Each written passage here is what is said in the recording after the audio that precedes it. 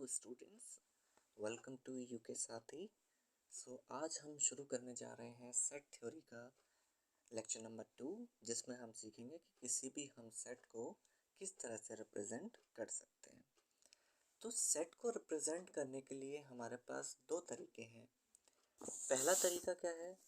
पहला तरीका है हमारा, जिसको हम बोलते हैं रोस्टर फॉर्म,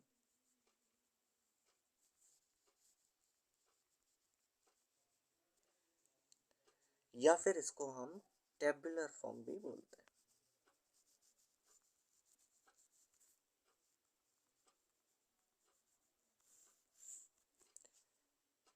और दूसरा जो तरीका है सेट को रिप्रेजेंट करने का, वो है हमारा सेट बिल्डर फॉर्म।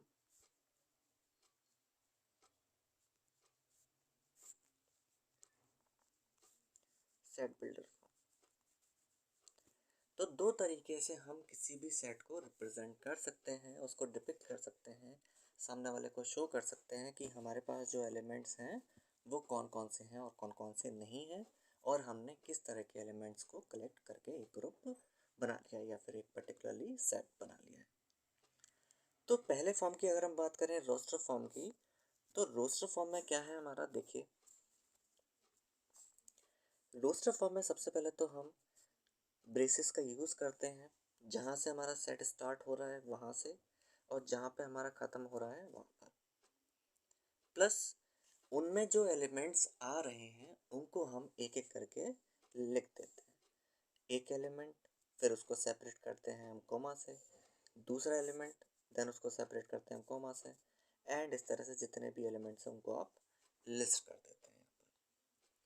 तो ये सिंपली जो रिप्रेजेंटेशन होता है हमारा सेट का, वो हमारा रोस्टर फॉर्म या फिर टेबुलर फॉर्म के अंदर आता है। जैसे फॉर एग्जांपल अगर मैं आपसे पूछूं कि इंग्लिश अल्फ़ाबेट के वॉबल्स का एक सेट बनाइए और उसको लिखिए, तो आप सिंपली क्या करेंगे कि ब्रैकेट स्टार्ट करेंगे, यहाँ से आप डिनोट कर रहे हैं कि ये सेट हमारा स्टार्ट हो गया है। 5 एलिमेंट्स हैं, ए, ई, आई, ओ एंड यू, और इस सेट को यहीं पर क्लोज कर दीजिए। एंड लेट से इस सेट का नाम है कैपिटल ए। कल भी मैंने आपको बताया था लास्ट लेक्चर में कि सेट को हम कैपिटल लेटर से रिप्रेजेंट करते हैं और उनके एलिमेंट्स को हम स्मॉल लेटर से रिप्रेजेंट करते हैं। तो इस तरह से हमारा वॉबल्स का जो सेट है वो रिप्रेजेंट हो गया। ऐसे ही अगर आप बात करें कि दूसरा एग्जांपल ले लीजिए, लेट्स से कि हमें रिप्रेजेंट करने हैं इस सेट को ऑल नेचुरल नंबर्स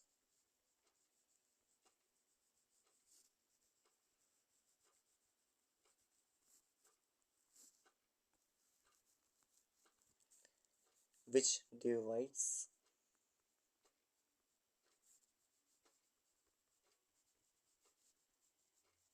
42। 42 को डिवाइड करने वाले जितने भी नेचुरल नंबर्स हैं उनको हमें लिस्ट डाउन करना है। तो कौन कौन से नंबर्स हैं जो 42 को डिवाइड करते हैं? आपका 42 को 1 डिवाइड करता है, 1 तो ऑब्वियसली सबको डिवाइड करता है तो 42 को भी डिवाइड करेगा।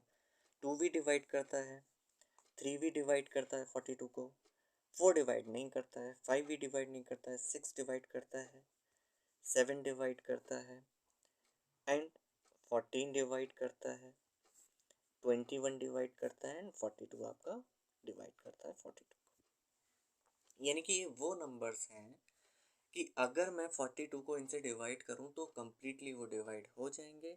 इसका मतलब रिमाइंडर आपका 0 बचेगा। तो ये आपका जो सेट हुआ, जो उन नेचुरल नंबर्स को रिप्रेजेंट कर रहा है जो 42 को डिवाइड कर रहा है कम्प्लीटली, तो ये सेट हमारा रोस्टर फॉर्म में इस तरह से रिप्रेजेंट हो गया। और भी आप बहुत सारे एग्जांपल्स ले सकते हैं किसी भी सेट को रोस्टर फॉर्म में रिप्रेजेंट करने के लिए। आपको सिंपली उनके जितने भी एलिमेंट्स हैं उनको सब लिस्ट डाउन कर लेना है। जैसे लास्ट लेक्चर में जितने भी मैंने आपको सेट बताए थे और उनको जिस तरह से लिखा था मैंने, वो सब का सब रोस्टर फॉर्म था, क्योंकि मैंने पर्टिकुलरली सारे एलिमेंट्स ही उसमें लिस्ट डाउन कर दिए थे। अब बात करते हैं दूसरी फॉर्म की, जिसका नाम है सेट बिल्डर फॉर्म।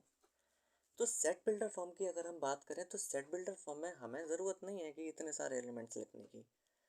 हमें सिर्फ क्या पता होना चाहिए कि उन सारे एलिमेंट्स में क्या कॉमन प्रॉपर्टी है जिसकी वजह से वो एक साथ आ रहे हैं। जैसे फॉर एग्जांपल ये आपके जो सेट है, इन सेट की क्या प्रॉपर्टी है कि ये जो सेट वॉबल्स को रिप्रेजेंट कर रहा है इंग्लिश अल्फ़ाबेट की।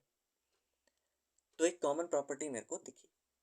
सिमिलरली ये वाला जो सेट है हमारा, इसमें क्या कॉमन प्रॉपर्टी है कि ये वो सारे नेचुरल नंबर्स हैं जो 42 को कम्प्लीटली डिवाइड कर रहे हैं, इसलिए मैंने उनको एक साथ लिखा है।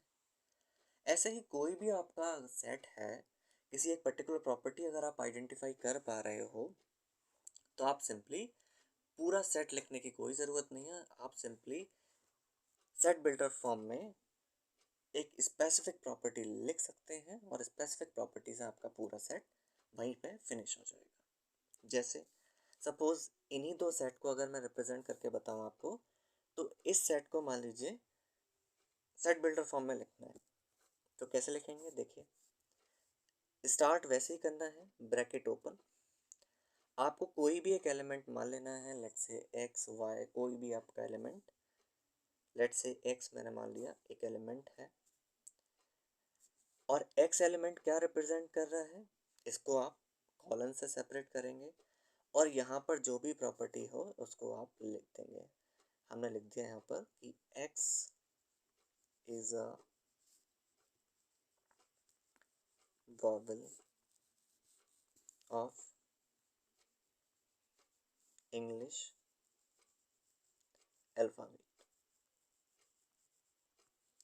इंग्लिश अल्फ़ाबेट के जो वॉवल्स हैं उनको हम रिप्रेजेंट कर रहे हैं, और यहाँ पर हम इस सेट को क्लोज कर देंगे और सेट का हम कोई भी नाम दे देंगे। जैसे हमने पिछले स्लाइड में हमने दिया था इसको नाम ए, तो ए ही नाम दे दीजिए इसको। तो ए सेट सिंपली ऐसे रिप्रेजेंट हो गया कि एक्स वो सारे एलिमेंट्स इसमें आएंगे, और एक्स की क्या खास बात होगी कि एक्स हमारे इंग्लिश अल्फ़ाबेट के जितने भी वॉवल्स होंगे वो है। तो अगर किसी को इस बात की नॉलेज है कि इंग्लिश अल्फ़ाबेट में कितने वॉवल्स होते हैं, क्या क्या होते हैं, तो वो उस सेट को समझ जाएगा। लेकिन अगर किसी को नॉलेज नहीं है कि इंग्लिश अल्फ़ाबेट के कितने वॉवल्स होते हैं या कौन कौन से होते हैं, तो वो इस सेट को नहीं समझ पाएगा। उसको सिंपल इसको एक इंग्लिश की लाइन लिखी हुई दिखेगी और कुछ नहीं दिखेगा। लेकिन इस वाली फॉर्म में आपको जो रोस्टर फॉर्म है या फिर टेबुलर फॉर्म कह लीजिए आप, इसमें आपको कोई भी प्रीवियस नॉलेज की ज़रूरत नहीं है। आपको सिंपल इतना काम करना है कि इस सेट को बस पढ़ना है कि ये 1 2 3 6 7 14 21 42 है। अब हमें नहीं पता ये एलिमेंट्स क्यों साथ में आ रहे हैं, पर आ रहे हैं। लेकिन अगर आप इनकी प्रॉपर्टी से इसको रिप्रेजेंट करते हो तो वो एक बहुत ज़्यादा बेटर मेथड हो जाता है। ऐसा क्यों कह रहा हूँ मैं? ऐसा इसलिए कह रहा हूँ क्योंकि मान लीजिए अगर आपको एक इवन नंबर का सेट रिप्रेजेंट करना है, लेट्स से इवन नंबर्स का सेट आपको रिप्रेजेंट करना है, और मोर प्रिसाइजली कह लीजिए कि पॉजिटिव इंटीजर्स होने चाहिए वो इवन नंबर्स। तो इस सेट को कहाँ से स्टार्ट करेंगे? हम 2 से स्टार्ट करेंगे और जितने भी 2 के मल्टीपल हैं वो सब हमने लिस्ट डाउन कर देंगे। 2 4 6 8 10 12 एंड सो ऑन, ये चलता चला जाएगा। अब इसमें दिक्कत क्या आती है? इसमें दिक्कत ये आती है कि इसमें तो इन्फानाइट एलिमेंट्स हैं आपके। तो इन्फानाइट एलिमेंट्स को आप किस तरह से एक सेट के अंदर ला पाएंगे, तो वो थोड़ा सा कॉम्प्लिकेशन आ जाता है। और कॉम्प्लिकेशन भी नहीं आता है सिंपल। आप इतना कर सकते हैं कि 3 डॉट्स बना सकते हैं, बट अगेन वो 3 डॉट्स से शायद कोई समझ पाए प्रॉपर्टी या नहीं समझ पाए, ये ऐसा भी ज़रूरी नहीं है। लेकिन हाँ, अगर आपने सेट बिल्डर फॉर्म के लिखा है, इस तरह से लिखा है इसी सेट को कि A is a set such that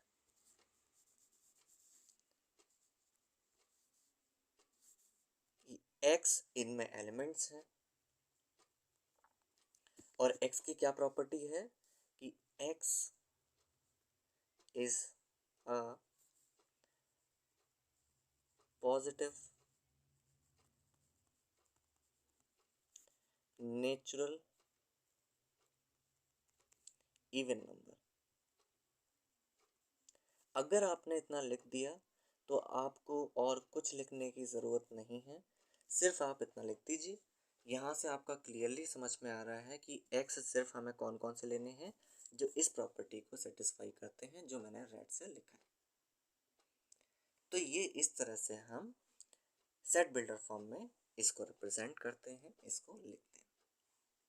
अब कुछ छोटी छोटी बातें हैं जो सेट रिप्रेजेंट करते वक्त ध्यान में रखनी है। पहली बात कि जो सेट बिल्डर फॉर्म है या फिर रोस्टर फॉर्म कह लीजिए आप, रोस्टर फॉर्म में जब भी हम एलिमेंट्स को लिस्ट डाउन करते हैं तो उनमें हमें एक बात ध्यान रखनी है कि एक एलिमेंट एक से ज़्यादा बार नहीं आना चाहिए। एक बात ध्यान से सुन लीजिए, एक एलिमेंट एक से ज़्यादा बार नहीं आना चाहिए। जैसे फॉर एग्जांपल, अगर मैं आपको एग्जांपल दूं कि आपको एक वर्ड दे रखा है स्कूल, SCHOOL, ये आपका एक वर्ड दे रखा है स्कूल, और स्कूल वर्ड को आपको सेट की फॉर्म में लिखना है, यानी कि उन लेटर्स को लिस्ट डाउन करने हैं, उन लेटर्स का एक सेट बनाना है जो आपके इस वर्ड में कंट्रीब्यूट कर रहे हैं, आ रहे हैं। तो अगर मैं ऐसे लिखता हूँ कि इस ए सेट में कौन कौन से आ जाएंगे, एक तो एस आ जाएगा, एक सी आ जाएगा, एक एच आ जाएगा, एक ओ आ जाएगा, एक ओ आ जाएगा और एक एल आ जाएगा। इससे बनकर आपका स्कूल तैयार हो जाएगा। तो ऐसा लिखना बिल्कुल गलत है मेरा। क्यों? क्योंकि एक ही लेटर को मैं 2 बार रिप्रेजेंट कर चुका हूँ यहाँ पर, जो कि अलाउड नहीं है। भाई ओ लेटर तो एक ही है, उसको आप एक से ज़्यादा बार रिप्रेजेंट कर रहे हैं, कोई दिक्कत नहीं है। पर अगर आप एक बार ओ पिक कर लेंगे, उसको आप कितने भी बार रिप्रेजेंट कर दीजिए, कोई दिक्कत नहीं है, जो भी आपका रिक्वायर्ड वर्ड है। तो इसका जो सही तरीका होगा ए सेट को लिखने का वो ये होगा, A is equals to S C H O L. तो ये एकदम राइट वे है हमारा इस सेट को लिखने का। इस तरह से हम इसको रिप्रेजेंट करते हैं, यानी कि ये तरीका एकदम ठीक है और ये एकदम गलत है। तो हमने इस प्रॉपर्टी में क्या समझा कि जब भी हम किसी सेट को रोस्टर फॉर्म में रिप्रेजेंट करेंगे तो उसमें हमें एक बात ध्यान रखनी है कि एक एलिमेंट एक से ज़्यादा बार नहीं आना चाहिए। ठीक है, आगे बढ़ते हैं। दूसरी प्रॉपर्टी है कि आप एलिमेंट्स का ऑर्डर मैटर नहीं करता कि आप एस पहले लिखिए या फिर सी पहले लिखिए, एच पहले लिखिए, एच बाद में लिख दीजिए। जो आपका अरेंजमेंट है वो मैटर नहीं करता, यानी कि आप इसी ए सेट को इस तरह से भी रिप्रेजेंट कर सकते हो। किस तरह से? कि ए इज इक्वल्स टू, आपने मान लीजिए सी पहले लिख दिया, एस बाद में लिख दिया, फिर एच लिखा, फिर एल लिख दिया, फिर ओ लिख दिया। आप ऐसे भी रिप्रेजेंट कर सकते हो, ये भी एकदम राइट वे है। यानी कि ऑर्डर आपका मैटर नहीं करता है, आप कोई सा भी एलिमेंट पहले लिख सकते हो और कोई सा भी एलिमेंट बाद में लिख सकते हो, ऐसा ज़रूरी नहीं है किस ऑर्डर आपका मैटर करे। तो ये कुछ रिप्रेजेंटेशन था कि किस तरह से हम किसी सेट को रिप्रेजेंट कर सकते हैं, दिखा सकते हैं कि कोई भी सेट हमारा किस तरह से लिखा जा सकता है। तो 2 फॉर्म में लिखा जा सकता है, रोस्टर फॉर्म और set builder form. Set builder form में प्रीवियस नॉलेज की ज़रूरत है, जो प्रॉपर्टी है उसको हमें पता होना चाहिए। और सेट बिल्डर फॉर्म में या फिर सॉरी रोस्टर फॉर्म में आपका ऐसा कोई ज़रूरी नहीं है, आपको सिर्फ एलिमेंट लिस्ट डाउन करने हैं और कुछ नहीं करना है। ठीक है, चलिए आज का इस लेक्चर को यहीं समाप्त करते हैं। किसी भी तरह के डाउट अगर हो तो आप कमेंट सेक्शन में बता सकते हैं। मिलते हैं अगले लेक्चर में, तब तक के लिए जय हिंद।